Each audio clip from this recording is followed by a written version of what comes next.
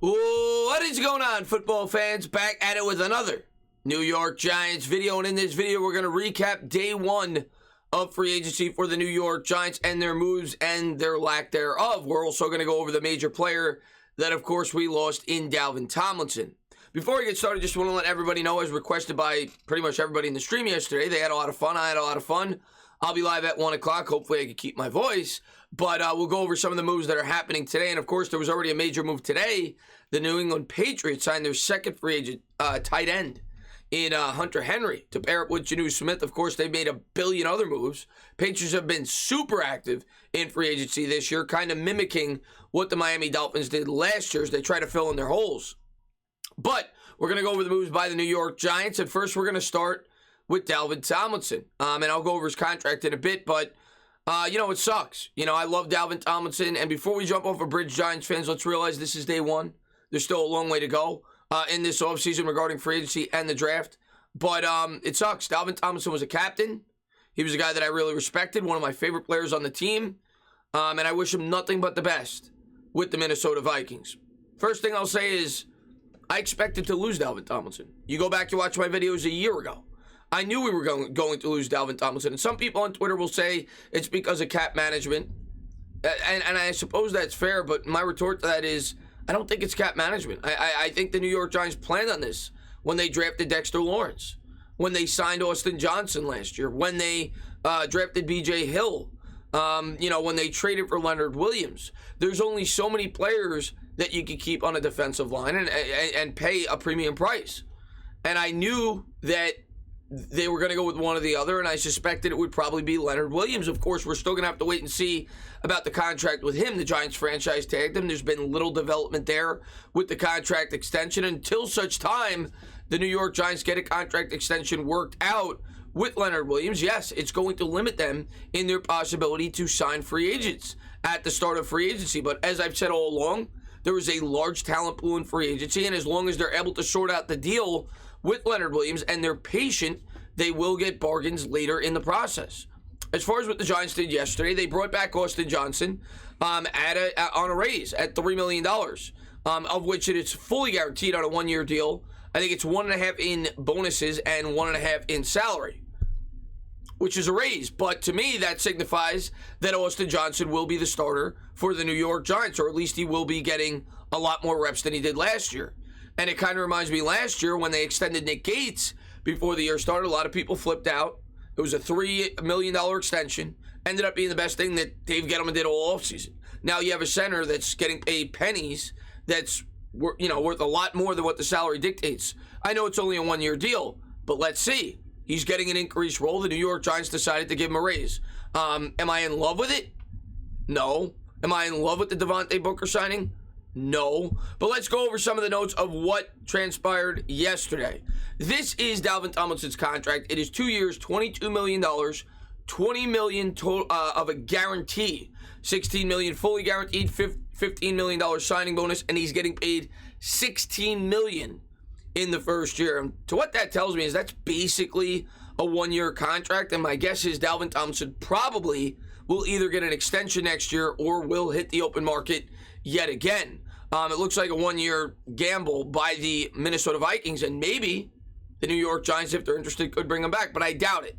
Like I said, they need to save some money to extend players like Dexter Lawrence, who plays a similar position. And we'll see if they move Big Dex to the middle or if they use B.J. Hill or Austin Johnson in that role at the nose tackle. It's certainly going to hurt us. I'm not going to tell you that he's super replaceable. Maybe the New York Giants will also draft an interior defensive lineman in the draft. It's just something that I knew all along that was probably going to happen, especially after I saw that Leonard Williams was franchise tagged. Next thing we're going to pull up is Devontae Booker's stats. Like I said, the contract details have not come out. Yes, you read 2 years, $6 million, but everything I've read is a lot of it could very well be bonus incentives, so that may not all go against the cap. So before we completely analyze this, let's see the money that goes against the cap for Booker. And yes, is it a little bit backwards? Did you expect them to sign more premium free agents at the top? Sure, but one need that the New York Giants had was a backup running back. And I know a lot of people want to see Kenny Golladay. I know a lot of people want to see guys like Kyle Van Noy, big names, but we needed a backup running back. The Giants decided to do it earlier in the process. They got their guy. Booker's now been in the league for 5 years. He's going to be 29 next year. It was a 2-year deal. We don't know what the dead cap hit, though, is in year 2. My guess is they could easily get out of it after this year if they see fit. Last year for the Las Vegas Raiders, he had 93 carries for 423 yards. He averaged 4.5 yards a carry. Seems to be a running back, if you go back and look at his prior history with the Denver Broncos, of being a dual threat. He actually had a good amount of catches over his first 3 years with the Broncos, but from everything that I've read, Booker's a hard-nosed runner, and he's a guy that probably will complement Saquon Barkley pretty well. So we'll have to wait and see how that all plays out and how he does with the New York Giants. To me, what this tells me is Wayne Gallman will not be back. I don't expect the New York Giants to spend another $3 or $4 million on their other backup running back. So we have to hope that Booker gets the job done. Gallman did a good job for the Giants last year. The Giants obviously trust Booker to do a good job. Next thing we're going to talk about is Austin Johnson. And like I said, these are the contract details coming out from Dan Duggan. Johnson's contract details with the Giants per source. 1 year, $3 million, fully guaranteed. And I don't need to read the rest. I think there's a $500,000 bonus. Austin Johnson, in my opinion, came back due in large part to the coaching staff. Played with Sean Spencer well at Penn State. We all agree that Judge was very much hands-on with some of these signings last year, and I think Austin Johnson was certainly one of them. And I think the Giants felt like for the money that they were going to have to pay Dalvin Tomlinson, they could get similar production from a guy like Austin Johnson, and they were going to save their money that way and try to spend it on some other free agents. That's my only line of thinking. Dalvin Tomlinson was never a Gettleman guy. He was never a Judge guy. He was a great New York Giant. He was a captain. He was a guy that I really respected and loved as a New York Giants fan, but I root for the jersey. I don't root for the player. And this plan is not even close to being finished yet. Before you judge it as fans, I already have fans on Twitter telling me that it's a complete failure this offseason on March 15th. We're not even at the official start of the league year, March 17th. Let's see what they do. Let's see what they do in free agency, okay? There's a lot of free agents still out there, and there's a lot that are going to go for under market value. The Giants will be able to fill some holes on this team to set themselves up for the draft. Will they get Kenny Golladay? I don't know. I've read things on Bleacher Report that they may have health concerns, which is why Golladay probably isn't signed yet. And maybe he goes for a lot less than we suspect. Last year, Jadeveon Clowney, a lot of people thought was going to go for premium money, and he had health concerns. So we'll see ultimately where Golladay goes. There's still a lot of wide receivers out there on the open market. I wanted to pull up for you guys some of the big names that are still out there. This list isn't completely updated. I believe there's a player or two, Hunter Henry, for example, that have been signed. But for the most part, all these players are still available. Trent Williams, Kenny Golladay, Juju Smith-Schuster, Curtis Samuel, William Jackson, a cornerback that I really like, Shaquille Griffin, Chris Carson, Will Fuller, Hassan Reddick, Jayon Brown, Richard Sherman, and Anthony Harris are some of more of the prominent names still out there in free agency. And we'll see if the New York Giants are able to bring in one of them. Am I going to panic? No.